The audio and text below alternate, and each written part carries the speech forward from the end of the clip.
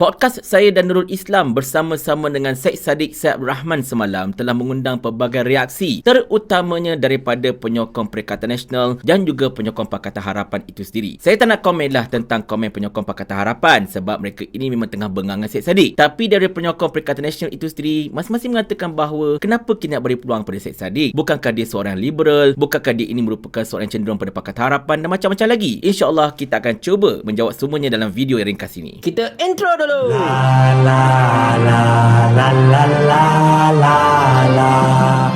Assalamualaikum warahmatullahi. Seperti mana yang mungkin anda sudah sedia maklum, Jumaat malam hari itu kami telah mengadakan satu podcast cerita seminggu menampilkan tetamu undangan kami yang sangat-sangat luar biasa, iaitu Ahli Parlimen Muar Syed Saddiq Syed Abdul Rahman yang merupakan juga pengerusi Parti Muda. Dan podcast itu memang sangat-sangat best, penuh dengan insight, penuh dengan jawapan-jawapan yang tuntas daripada Syed Saddiq itu sendiri. Saya cadangkan anda untuk menonton podcast tersebut dekat laman sosial YT dan juga kereta-keretanya yang insya-Allah saya akan post dekat platform-platform sosial media yang lain. Tetapi bukanlah saya hendak membincangkan intipati podcast tersebut di sini. Sebaliknya saya ingin respon terhadap beberapa kenyataan daripada para penyokong, terutamanya penyokong Perikatan Nasional yang mendakwa bahawa kenapa kita nak berikan ruang kepada Syed Saddiq dan sebagainya. Bukankah Syed Saddiq ini merupakan cenderung kepada liberal? Bukankah Syed Saddiq ini merupakan duri dan daging dan macam-macam lagi lah. Dan di sini saya akan cuba memberikan pandangan saya berkenaan dengan hal tersebut. Pertamanya tuan-tuan dan puan sekalian, bukan lagi satu rahsia bahawa Syed Saddiq sedikit berlaga angin dengan kepimpinan kerajaan Madani pada ketika ini. Banyak sekali perkara-perkara yang beliau luahkan seperti berkenaan dengan LCS lah, berkenaan dengan peruntukan kepada pembangkang dan sebagainya yang berlawanan dengan tata kelola yang ke laut oleh kerajaan Madani itu sendiri. Oleh kerana itu, ramai jugalah penyokong Pakatan Harapan yang mendakwa Syed Saddiq ini merupakan pengkhianat, merupakan orang yang sudah lupa diri. Sedangkan mereka mendakwa kemenangan Syed Saddiq dekat Muar itu pun dibantu oleh penyokong-penyokong PH dan macam-macam lagi. Dan bagi kami pula, kami melihat Syed Saddiq punya pendirian dengan kami punya pendirian ada persamaan yang boleh kita julangkan. Jadi saya mengambil konsep the enemy of my enemy is my friend. Musuh kepada musuh saya adalah kawan saya. Dan dalam kes ini, Syed Saddiq kelihatannya sedang dimusuhi oleh Pakatan Harapan Barisan Nasional kerana kelantangan-kelantangan beliau. Jadi kita ambil pendekatan untuk menyelami hati beliau dan juga untuk memberikan ruang untuk beliau menyampaikan idea-idea beliau kepada masyarakat. Ya betul, ada di antara idea-idea yang beliau sampaikan itu yang tidak kami setujui. Tetapi kita agree to disagree lah, tidak ada masalah. Tidaklah bermaksud bila saya dan Nurul Islam memberikan ruang kepada Syed Saddiq untuk tampil dalam podcast kami bermaksud kami menyokong perjuangan beliau. Cumanya kita mengambil pendekatan untuk berbaik-baik dengan orang seperti Syed Saddiq ini. Kenapa? Kerana politik ini begitu dinamik. Kita tidak tahu, mungkin akan datang keadaan memerlukan untuk Perikatan Nasional bekerjasama dengan muda. Kita pun tak pasti macam mana. Ataupun muda mungkin akan menyertai Perikatan Nasional, ataupun Syed Saddiq itu sendiri mungkin akan melompat menyertai PAS. Kita tak tahu, betul tak? Benda ini di luar jangkauan pemikiran kita sebenarnya. Dan kalau kita nak ambil ibrah sejarah tuan-tuan puan sekalian, benda ini bukan satu perkara yang asing dalam dunia Islam itu sendiri. Kalau anda masih ingat, ketika peperangan Rom menentang Parsi, Rasulullah menyokong siapa? Rasulullah boleh je mengambil pendekatan berkecuali, gaduhlah korang dua, aku tak peduli. Tetapi tidak. Rasulullah telah menyatakan sokongan kepada Rom. Nampak tak dekat situ? Sebab Rasulullah tahu antara Rom dengan Parsi, mudarat yang lebih besar adalah Parsi. Dan apabila Rom bertempur dengan Parsi, Rasulullah telah menyatakan sokongan kepada Rom supaya Rom dapat mengalahkan Parsi. Dan selepas itu, apa saja hubungan antara kerajaan Islam dan juga Rom pada ketika itu akan menjadi lebih mudah. Sama ada untuk bekerjasama, untuk bermuamalat, ataupun mungkin sekiranya kalau berlaku peperangan, sekurang-kurangnya kita akan hanya berhadapan dengan Rom pada ketika itu. Seandainya lah kalau Rom dengan Parsi bergabung tenaga menentang Islam, lagi susah bang masalahnya. Jadi benda ini semuanya telah dicatatkan dalam surah Ar-Rum dalam Al-Quran. Anda boleh kaji surah tersebut dan ambil ibrah daripadanya. Dan walaupun tindakan kami ini sebenarnya jauh lah daripada ibrah Nabi sebenarnya, bukanlah kita nak berperang ke apa-apa ke tidak, tetapi sekadar mengambil pengajaran. Tidak salah untuk kami memberikan ruang kepada Syed Saddiq untuk menyampaikan agenda mereka di saat Pakatan Harapan dan Barisan Nasional mula membuang Syed Saddiq dan partinya jauh-jauh daripada kerajaan perpaduan atas alasan khianat dan sebagainya lah. Mana tahu mungkin selepas ini benda ini akan lebih mudah untuk Perikatan Nasional, dan mana tahu gabungan antara muda dan juga PSM untuk PRN kali ini akan memecahkan undi Pakatan Harapan lebih teruk. Sebab macam mana kita tahu, sebahagian daripada penyokong muda adalah penyokong Pakatan Harapan, dan sebahagian yang mendukung PSM pastinya mendukung Pakatan Harapan juga. Sebab mereka ini kan satu geng. Cuma PSM lah rebel sikit, betul tak? Tetapi Tetapi mungkin kemasukan muda bekerjasama dengan PSM untuk PRN kali ini akan lebih membantu kemenangan Perikatan Nasional, terutamanya dekat negeri Selangor yang memang kita tahu merupakan antara sasaran muda dan juga PSM itu sendiri. Politik ini sangat-sangat dinamik dan kita tak payah nak pandang satu hala saja, sebab apa sahaja boleh berlaku, tetapi selagi kita berpegang kepada teras Islam, insya-Allah tak ada masalah. Dan berkaitan Syed Saddiq itu liberal dan sebagainya, benda itu bagi saya lah, kita boleh didik, kita boleh dakwah, tak ada masalah. Tidaklah orang itu liberal sekarang dia akan liberal selama-lamanya, tidak. Macam politik jugalah, kita selalu kata politik ini seandainya kalau orang baik-baik menjauhkan diri daripadanya, yang akan mengisi politik itu adalah orang-orang yang jahat. Jadi konsep yang sama kita gunakan dekat sini. Seandainya kalau Syed Saddiq ini oleh kerana dia liberal, kita biarkan dia, kita tak nak kawan dengan dia, maka dia akan terus hanyut bersama-sama dengan liberalnya. Jadi tugas kita untuk menyampaikan dakwah, untuk memberitahu perkara yang benar, dan yang paling penting sekali untuk menarik orang yang berbakat seperti Syed Saddiq ini untuk berjuang di platform yang betul, insya-Allah. Tetapi yang paling penting sekarang ini, kita kena memikirkan bagaimana untuk berhadapan dengan Pakatan Harapan Barisan Nasional ketika PRN yang akan datang ini. Sebab kita tahu mereka memegang kerajaan pusat, dan bab kata Sani Hamzan, kerajaan ni kerajaan kami, jadi ikut suka kami lah. Paling kurang aku ada formula. Ni kau ada menteri berlambat-lambat ni, satu formula pun tak ada. Otak letak dekat mana? Saya ulang.